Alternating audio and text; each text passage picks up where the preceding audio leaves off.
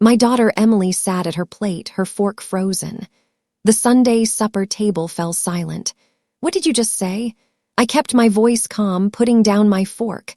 My sister Jennifer reclined back, her wine glass dropping from her fingers. "Oh, come on, we're all thinking it." The youngster hardly communicates, paints odd images all day. It's not typical for a 10-year-old. Emily's shoulders bowed, her fingers grasped the table, knuckles white. "Jennifer." My mother's speech held a warning. I'm stating what everyone's too nice to remark. Jennifer drank her wine. Maybe if Sarah truly parented, Emily might have pals, would fit in. My father cleared his throat. "Let's shift the topic." "No," I stared at Jennifer. "Tell me more about parenting." She rolled her eyes. "Don't be defensive, I'm assisting." "My sons are prospering, honor roll. Soccer captain, student council." They're well adjusted since Mark and I established expectations. Her twin boys sat across from Emily sporting similar smirks. One whispered to the other and they both snickered. "Is that right?" I drank my water slowly. "The boys are doing well." "Exceptionally well," Jennifer puffed with delight. Unlike other youngsters who live in dream worlds instead of gaining practical abilities, Emily pulled back from the table. "May I be excused?" "Finish your supper, dear." I kept my eyes on Jennifer. "See, can't even take a little constructive criticism." Jennifer indicated with her wine glass. "That's the issue right there. You cuddle her, Sarah. The actual world isn't going to be that kind." My brother Tom shuffled uneasily in his seat. His wife, Lisa, surveyed her plate with keen attention. Nobody wanted to get engaged as usual. "Jennifer," my mother tried again. "This isn't proper." "Oh, Mother, stop. Someone needs to say it. Emily's nearly 11 and behaves like she's 6. She needs aid undoubtedly, but Sarah's too busy to notice. My small work. I let that sit. What precisely do you think Emily should be doing differently?" I asked. "Participating, socializing, regular child activities." Jennifer waved her hand dismissively. Instead, she sits in corners painting her bizarre little images. The instructors undoubtedly believe she's disturbed. The teachers, I nodded. "What do your boys' instructors think?" Jennifer's grin faded. "What? They're teachers. The input you're receiving from school." "Their professors adore them," but her voice lost confidence. "Why? Just chat." I chopped my chicken and chewed gently. "Since we're discussing our children's schooling, how are things at Westbrook Academy?" The private school's name lingered in the air. Jennifer's fingers curled around her wine glass. "Fine. Everything's fine. Really." I cocked my head. That's intriguing since I heard there could be some complications. Academic integrity problems. Mark, Jennifer's husband, spoke for the first time. "Where did you hear that?" "Around." I took another bite. "Small village, famous school, word travels, there are no difficulties." Jennifer's voice had an edge. "The lads are excellent. Someone's spreading rumors." I stared at her twins. They'd stopped smirking. Must be mistaken. Then I could have sworn I heard something about plagiarism and cheating on midterm exams. "But if you say everything's good," Jennifer's face grew pale. "Who told you that?" "So there are concerns." I put down my fork. "Interesting that you omitted to mention them when you were judging my parenting." "That's absolutely different. It's a misconception." "Is it?" I kept my tone casual.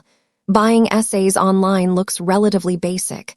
Not much opportunity for misinterpretation there. The table became quiet. My father stopped eating. Tom glanced at me with wide eyes. "How do you know about that?" Mark's voice was strained. "I have my sources." I glanced at Emily, who had raised her head slightly and was watching. "The institution treats academic dishonesty pretty severely from what I hear, particularly repeat offenders. It's being handled." Jennifer's fingers trembled slightly as she laid down her wine glass. "The school is working with us." "Are they?" I folded my napkin. "That's nice of them given the proof. The same essays from internet paper mills, the identical test answers, the timestamps revealing the lads accessed banned resources during tests." Jennifer pushed back from the table. You need to quit. Why? I thought we were having a talk about parenting and children's growth, about real-world repercussions. I gazed at my daughter, Emily. Honey, what did you get on your last English essay? A+. Her voice was barely a whisper. And it was your own job, she nodded. Original analysis, your own words. Yes, Mom. I turned back to Jennifer. See, my daughter could be quiet. She may spend her time painting instead of practicing soccer, but she's honest. He does her own task. She has integrity. This is not the same thing. Jennifer's voice increased. You're distorting everything. Am I? I slumped back in my chair. You came into my parents' house and humiliated my kid, called her odd, suggested she needed assistance, blamed me for her personality, all while your own boys are facing expulsion for widespread academic fraud. They're not being expelled. But Jennifer's voice lacked conviction. Not yet. I took up my fork again. The disciplinary hearing is planned for Tuesday, isn't it? 3:00 at the Headham's conference room. Dead quiet. Mark stood up. How do you know the specifics of a confidential school matter? Maybe I'm better knowledgeable than you imagined. I took a drink of water. Maybe my tiny work isn't as inconsequential as Jennifer claims. What are you talking about? Jennifer's voice had gone harsh. My mother leaned forward. Sarah, what's happening on? Mom, you know I work at Westbrook Academy, right? You've known for 2 years. You're an administrative assistant. Jennifer grasped onto it. You file paperwork. Is that what you think? I grinned. Did you truly inquire what my position was, or did you simply assume? The color fled from Jennifer's face. You're not. I'm not an administrative assistant. I let the words settle. I'm the director of academic affairs. I manage all disciplinary cases pertaining to academic integrity. Every incidence of plagiarism, cheating, or fraud reaches my desk. Mark sat down hard. One of the twins made a little sound, which implies I continued, my voice totally calm. I've analyzed every piece of evidence against your boys. The paper trail of bought essays. The pattern of similar bad responses on examinations implying common answer keys. The strange surfing history on their school-issued computers, the testimonies from 3 separate instructors who spotted the anomalies. Jennifer opened her lips, closed it, opened it again. No sound came out. I've read the writings they purchased. Actually, fairly nicely written, which makes it more evident they didn't create them considering their past work examples. I've studied the test papers. I've interviewed the witnesses. I've gathered the whole file for the disciplinary board. You can't be on that board. Mark found his voice. Your family. It's a conflict of interest. You're completely correct. I nodded. That's why I recused myself from voting. But I still prepared the proof. And believe me, it's extensive. Sarah. My mother's voice sounded weak. You never said. Nobody asked. I glanced around the table. Everyone figured I was merely Jennifer's less successful younger sister, the one with the odd child in the office job. Nobody bothered to ask for information. Tom massaged his face. This is ridiculous. What's absurd is Jennifer spent years making passive, hostile remarks about my kid, while her own children were methodically scamming their way through one of the state's top private schools. Kept my tone even. Emily could be different. She may be quiet and artsy and introverted, but she's real and she's mine, and I'm done listening to anybody condemn her. Emily was gazing at me now, her eyes wide. The hearing on Tuesday will decide whether your boys are expelled or just suspended. I aimed this toward Jennifer and Mark. Given the severity and regularity of the offenses, the board is leaning toward expulsion. They'll also likely be forced to declare this to any future institutions or universities they apply to. You can't let this happen. Jennifer's voice broke. They're your nephews. I'm not on the board. I told you that. I rose up holding my plate in Emily's. But even if I were, academic integrity isn't negotiable. Actions have repercussions. You should appreciate that. You were just teaching me about the real world.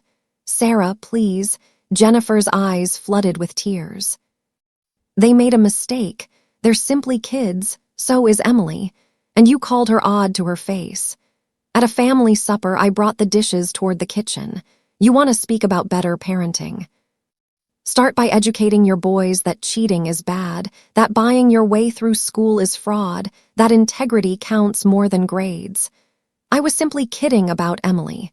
Jennifer followed me. I didn't mean. Yes, you did. I placed the plates in the sink.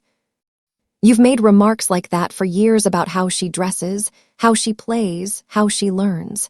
You've questioned my parenting in front of the entire family more times than I can count. I'm sorry. Her voice was small now. I shouldn't have uttered such words. No, you shouldn't have. I turned to face her. And maybe if you'd spent less time condemning my kid and more time paying attention to your own, you'd have seen they were cheating. That's not fair, isn't it? I crossed my arms. You were so concentrated on looks, honor roll, soccer captain, student council, that you never questioned how they maintained those successes. You cared more about status than character.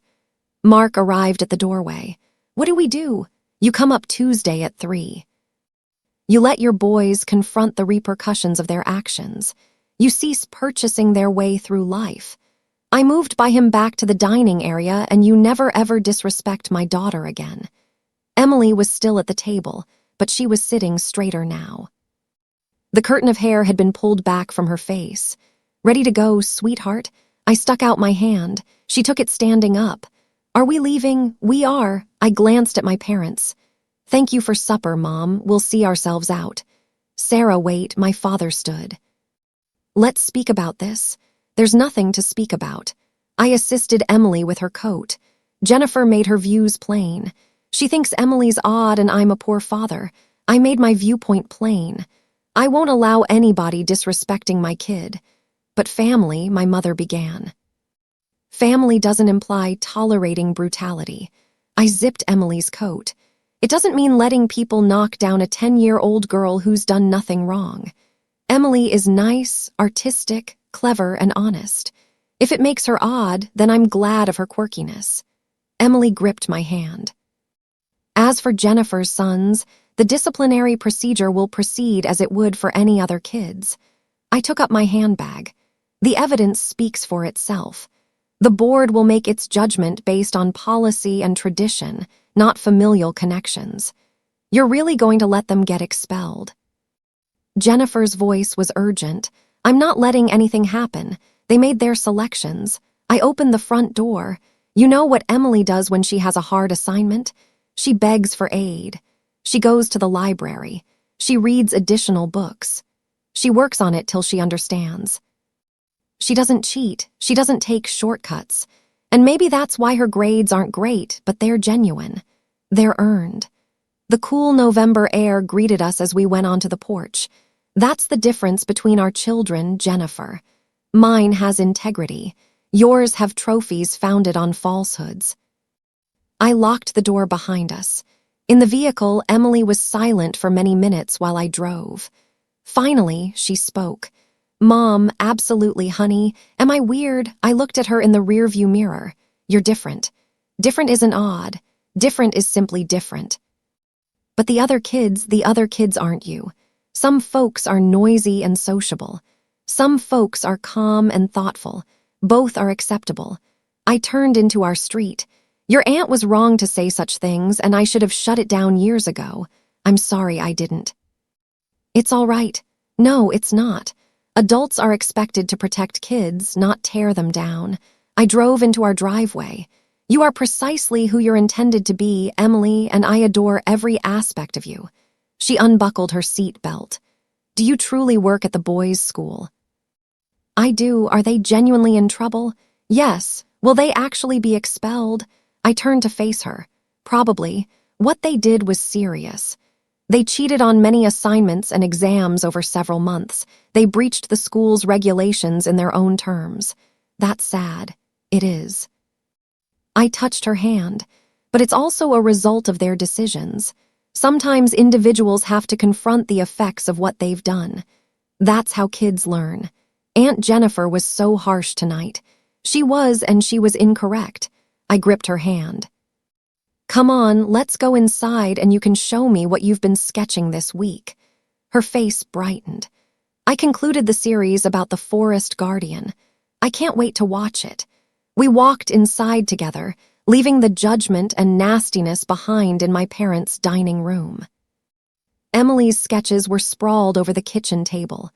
Intricate, inventive sceneries rich of depth and passion. She described each one with an excitement I seldom saw from her. My phone rang with text. My mother, my brother, Jennifer, of course. I hushed it and concentrated on my baby. She wasn't odd. She was creative. She wasn't bothered.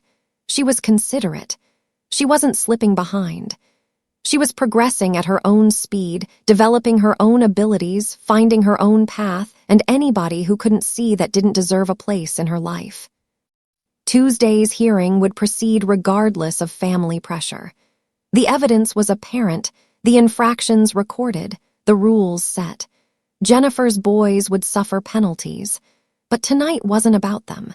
Tonight was about Emily recognizing that she was respected, protected, and loved precisely as she was. I'd been quiet too long, letting remarks slip to protect family harmony. That ended today. Emily deserved more than a mother who put civility above her well-being. This one's my fave. Emily pointed to a sketch of a girl with long black hair resting beneath a tree surrounded by wild critters.